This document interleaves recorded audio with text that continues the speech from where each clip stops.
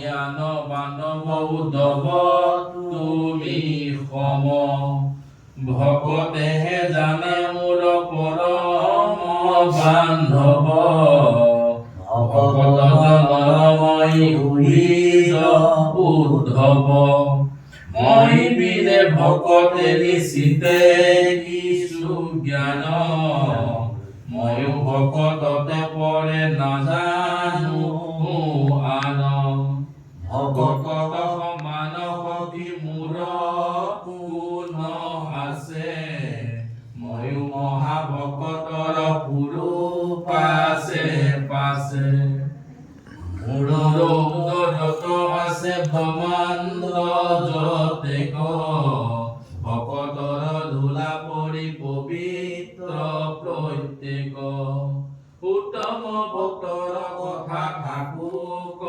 সম্প্ৰতি সামান্য ভকত দৰে গুণা মহামতি লোভে মোহে কামে ক্ৰোধে বিষয় আক্ৰোশে নোচোৱায় মোৰ ভকতক একো দুখে।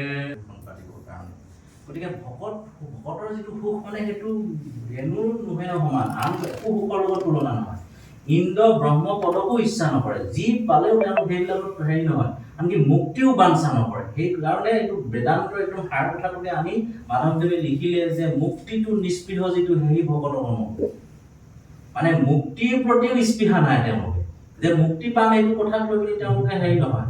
তেতিয়া বাকী বিষয়ৰ সুখযত সকলো অসাৰ জানিয়া ভকতে তাকে কৰে পৰিহাৰ, বিষয়ৰ আশা ভংগে ভক্তিৰ হৰি, দেশৰ বিষয় সুখ বিস্তাৰ কৰি বিষয় সুখবিলাকক ভকতে লোকে এইবিলাক বাঞ্ছা কৰি নাথাকে। গতিকে আমি যদি বাঞ্ছা কৰি থাকোঁ আমাৰ ভক্তি কমি যাব, গম পাইছেনে? আমি যদি কেৱল দেহৰ অৰ্থে যতন কৰি থাকোঁ, একদম বহুত হৈ যোৱাৰ পাছতো আমাৰ হাত পুৰুষে খাই হেৰি কৰিব মানে শেষ কৰিব নোৱাৰা সম্পত্তি থকাৰ পাছতো আমি বহুত চেষ্টা কৰি থাকোঁ, বহুত কেৱল হেৰি কৰি থাকোঁ, সেইবোৰ বকাসুৰ টাইপৰ লোক। বকাসুৰ মানে অকল নিজৰ হেৰিটোতে থাকে, তেওঁলোকে বেলেগ পৃথিৱীৰ কথা চিন্তা নকৰে, তেওঁলোকে সমাজৰ কল্যাণ বা কিবা কথা সমাজত কিবা এটা দায়িত্ব পাম বুলি তেওঁলোকে সেইবোৰ নাথাকে, কাৰণ ক্ষতি হ'ব বুলি ভাবে তেওঁলোক। সেইটো বকাসুৰ টাইপৰ হেৰি। বকাসুৰ আছে কাৰণে সেই বকাসুৰটো নিধন কৰিব লাগিব।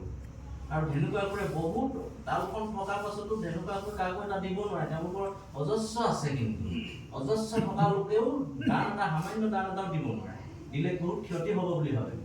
অথচ তেওঁলোকৰ পুত্ৰ কন্যাও চাকৰি আছে, কিন্তু আপুনি কিবা এটা যদি অৰিহণা এটা বিচাৰে, কিবা এটা সমাজৰ কিবা ডাঙৰ কিবা এটা কৰিবৰ কাৰণে, কিন্তু আপোনাক অৰিহণা এটা দিবলৈ তেওঁলোকে অসুবিধা পায়।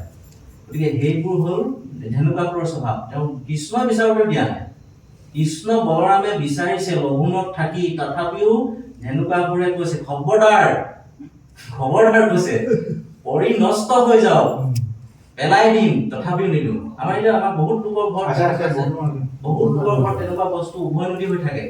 কৰদৈ ৰহদৈ আপুনি এটা কৰদৈ এটা ৰহদৈ এটা খাম বুলি ভাবিব, আপুনি দেখি মুখখন চাই দিব, কিন্তু আপোনাক নিদিব, হয় নে নহয়? পৰি গেলি হৈ যাব বোলে পেলাই দিম, কি দৰকাৰ দিব লাগে। গতিকে আপোনাৰ জাতিলাও লাগি হেৰি হৈ থাকিলেও আপুনি নোহোৱা মানুহ এজন গ'লে আপোনাক নিদিব, আপুনি এনেই চাইহে আহিব পাৰিব। মানে বহুতৰ সেই ইচ্ছাটো নাথাকে, সেইটো তাৰমানে ধেনুকাসুৰৰ স্বভাৱটো আপোনাৰ মনত আছে। আমি ভাৱবোৰ তেনেকৈ বুজিব লাগে, ভাগৱতৰ দৰ্শনবোৰ তেনেকুৱা। কংস মানে কুশাসনযুক্ত মনৰ অধিকাৰীজন কংস, গম পাইছেনে? কংসক বুজিব লাগিব। গতিকে কংসকে যদি সদায় চাই থাকে, আপোনাৰ কোজ এটা বহি যাব। গতিকে সদায় কংসকে ফুট লগুণ পিন্ধাই আছে, গতিকে কোজ এটা বহি গৈছে, গম পাইছেনে? আপুনি সদায় বিষয় চিন্তা কৰিছে, আপুনি বকাসুৰ পৰ্যায়লৈ গুচি যাব। আপোনাৰ বেলেগ সমাজৰ কথা, লোভৰ কথা, এইবোৰ কথা সেইবিলাক মন নাযাব। গতিকে কোজ মানে কংসকে সদায় দেখি থাকে, গতিকে কোজি মানে এটা কোজ বহি গ'ল।